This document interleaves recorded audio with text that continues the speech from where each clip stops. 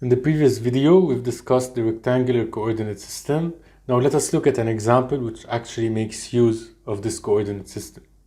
So the position of a particle is given by r, which is equal to 3t cubed minus 2ti minus 40 to the power 0.5 plus tj plus 3t squared minus 2k. We're asked to determine the magnitude of the particle's velocity and acceleration when t is equal to 2 seconds.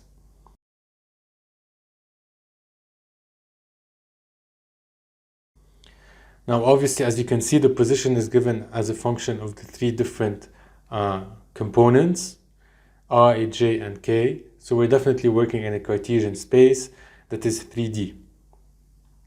The first step is to write down what we know.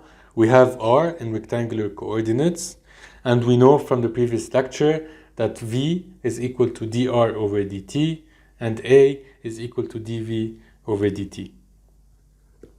So it's obvious that the step forward is to derive the expression of r as a function of time. Now remember, never replace t in the expression of r before you derive it. So if now you place t into the expression of r and then derive it, you'll end up with a value of 0 for v, and this is completely wrong.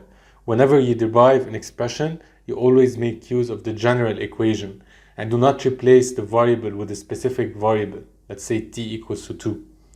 So here v is equal to dr over dt, so we need to derive the actual expression as a function of time. To do so, we need to derive chunk by chunk, so we take every component on its own and derive it. So the derivation of the first component, the I component, gives us 9t squared minus 2. The derivative of the second component gives us 2t to the power minus 0.5 plus 1.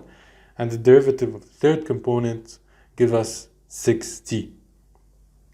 Now in order to get the velocity at that point, we need to replace t with the actual value of t, which is 2 seconds. So we'll get vx equals to 34, vy is equal to minus 2.414, and vz is equal to 12. And so to calculate the magnitude of v, we can simply make use of the equation we've seen in the lecture, which states that v in magnitude is equal to the square root of vx squared plus vy squared plus vz squared. And now replacing all the different terms with the actual values, we get a value of 36.1 meters per second. Now again, to find the acceleration, we know that a is equal to dv over dt, and so we need to derive the expression of v. Again, remember, never derive an expression after replacing the value for the variable, so we need to make use of the general expression as a function of t. And so replacing v with the expression as a function of t and taking the derivative of each of the components, let's say the first component, which is 9t squared minus 2, well, its derivative is equal to 18t.